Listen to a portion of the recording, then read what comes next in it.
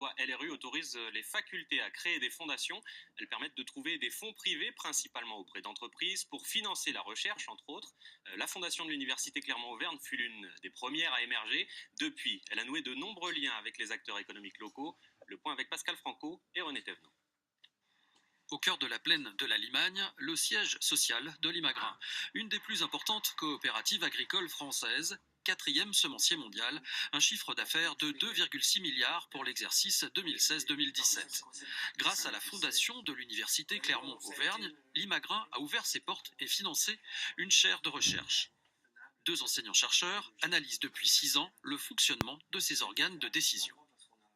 On a pu aller dans les conseils d'administration, on a pu aller dans les assemblées de section, on a pu rencontrer des salariés et comprendre comment fonctionne au quotidien la gouvernance d'une grande coopérative comme Limagrain.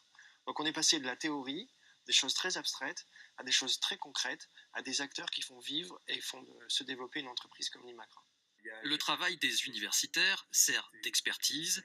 Il permet à la coopérative de conforter son modèle de gestion. L'ouverture avec des personnes différentes, avec des gens qui sont dans un autre domaine, ici c'est le domaine universitaire, c'est quelque chose qui nous permet de réagir et qui nous permet de nous poser des questions. Et je crois que ce sens de la curiosité, il faut qu'on le conserve en restant ouvert à des partenariats, notamment universitaires. L'Université Clermont-Auvergne a été la première à ouvrir une fondation il y a 10 ans. Grâce au financement des entreprises mécènes, elle a permis entre autres la création de 5 chaires de recherche et d'excellence.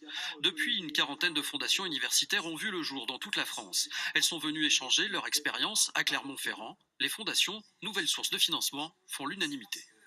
Elles ne viennent absolument pas se substituer à des dotations publiques, elles viennent apporter des actions complémentaires, des actions nouvelles que nous n'aurions pas pu faire dans un contexte figé antérieur. Et donc ça a été des opportunités de nouvelles et des plus-values avec des partenaires qui du coup sont rentrés dans l'université alors qu'ils n'y rentraient pas forcément par le passé. L'université, jalouse de son indépendance, est longtemps restée méfiante face au monde socio-économique. Les fondations permettent une ouverture, mais les garde-fous existent pour empêcher une privatisation du savoir. Tous les travaux produits sont publics.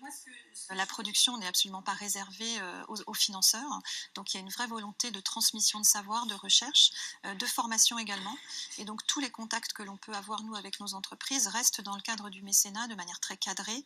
On est très contrôlé, il y a, la réglementation liée aux fondations est extrêmement rigoureuse et vigilante sur ces aspects-là. Dans un contexte de baisse des dotations publiques, les fondations universitaires semblent promises à un bel avenir. Prochaine étape, pour elles, essayer de développer l'engagement des diplômés et anciens étudiants en les mettant à contribution.